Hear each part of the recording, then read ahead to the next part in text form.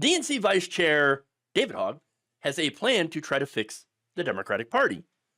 Primaries. Now, of course, primaries are not making corporate Democrats very happy. In fact, they're pretty angry at him. So now, let me give you some details first. The group Leaders We Deserved announced on Wednesday that it will be spending about $20 million to help elect younger, more progressive leaders. That included primary challengers to House Democrats who happen to be in safe Democratic seats. So now, he said, the first and most important thing here to understand is that it isn't necessarily just out with the old and in with the new. I would say it's out with the ineffective and in with the effective. That is what we're doing here, Hogg told ABC News' Jay O'Brien Wednesday afternoon. Any person that has eyes can see that we are 20% approval with our base, and we need dramatic change. Yes, we do. Again, at a time where Donald Trump has come in and is completely wrecking the government, destroying agencies. Doge is, Doge is doing what Doge is doing, okay? And making all these cuts everywhere, firing people en masse from their jobs. And then you have Republicans in Congress that are gutting Medicaid and the SNAP program. And yet you have Democrats at 27% approval? That is a disaster. No, there's no way. And it's because, though, Democrats aren't fighting. And so, yes, David Hogg wants to fix that. He actually wants to get Democrats in office who want to fight. Now, of course, the party establishment is not too happy about this. House Democrats told Axios that while Hogg is not targeting battleground district members, they believe he will divert attention and resources away from their races and the fight to retake the House. Of course, yes. What a disappointment from leadership. This is swing district representative Hillary Scholten of Michigan saying, I can think of a million better things to do with $20 million right now. Why don't you go beg your donors, Scholten? Probably do that. She says, fighting Democrats might get likes online, but it's not what restores majorities. Then what's your plan to restore the majority? Do you have one? No. I don't see one. Now, primaries. Here's the thing. Primaries actually make the party stronger because you actually have to serve your constituents to avoid getting primaried out. That's what Republicans did. Now, look at that. They've got the Senate, the House, the White House, and the Supreme Court.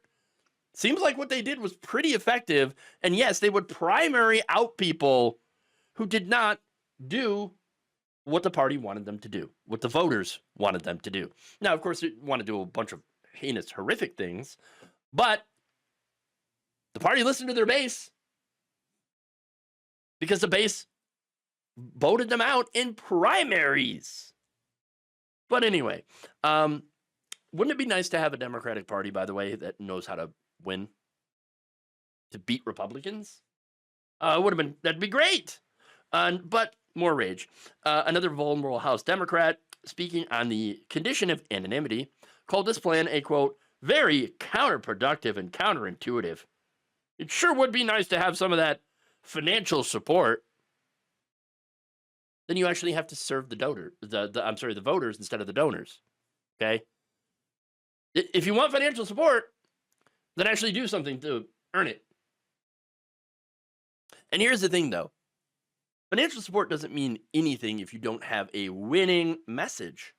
Look, in 2024, for example, Vice President Kamala Harris spent $2 billion to lose to Donald Trump. Trump did not spend that much money. Trump spent a much, much smaller amount of money because most of that money that was given to him went to his court cases. So his campaign really didn't have nearly as much as Harris did. And Trump still won. And not only did Trump win, but Democrats lost Congress. Now, the lesson here is play to the base. Give people a reason to show up. Harris, she didn't do that. She tried relying on getting Republican voters to cross over to support Democrats, and of course that didn't happen. Because Republican voters massively supported Donald Trump. They were looking for the mythical moderate Republican. Oh, the anti-Trump Republican. The fever broke. And we got all these Republicans that came over and voted for Democrat. No, that didn't happen. Didn't happen at all. Harris started that way and then hooked up with Liz Cheney. Yes, exactly right, Jay Hawker, the ball dragon, in the chat here. But look, that didn't happen. But that's not the only issue with the Democratic Party.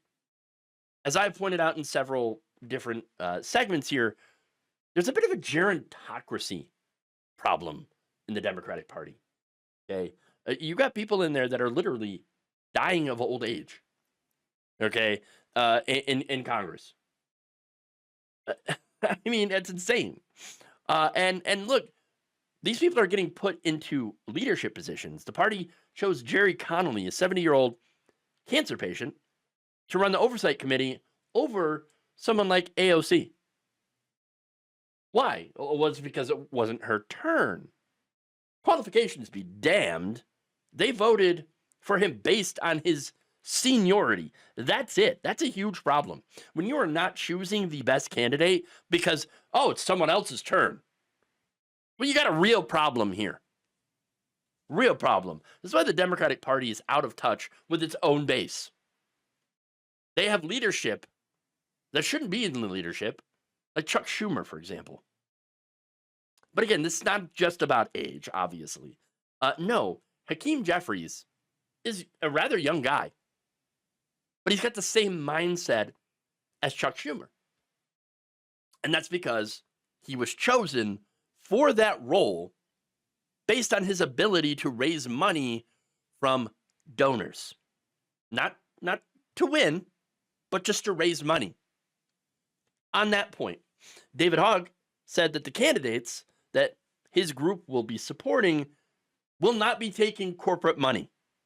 Quote, "We want to make sure that our young people, younger voters in particular, know that there are Democrats out there that are there to represent them, that are not there to represent the special interests that have destroyed so much of the American dream."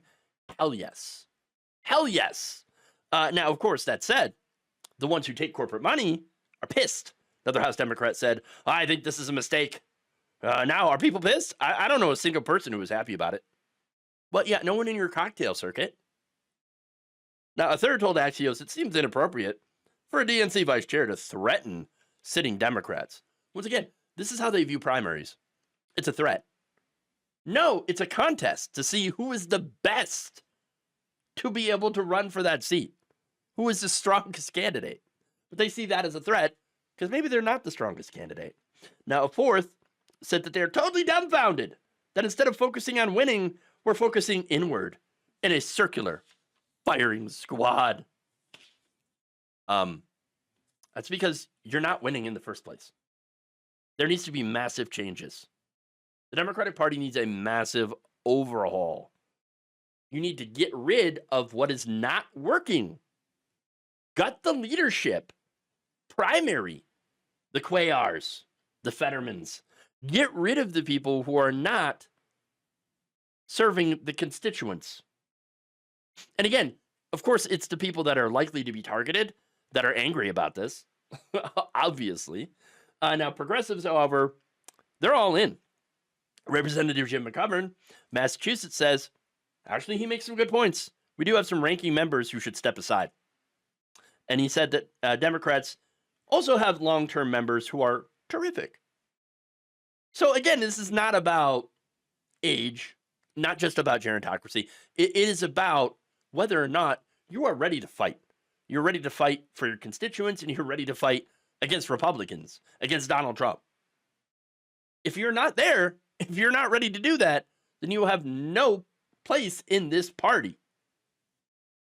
Again, if you're afraid of competition, in my view, it is because you're afraid of losing that competition. So you want to make sure that you don't have any.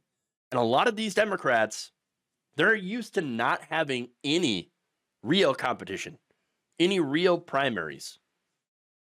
Because there was a DNC that was looking to crush primaries, to get rid of them, to flood the zone with so much right-wing money, like Democratic Majority for Israel money, funded by Republican donors, that would crush progressives and wipe out their primary challenges.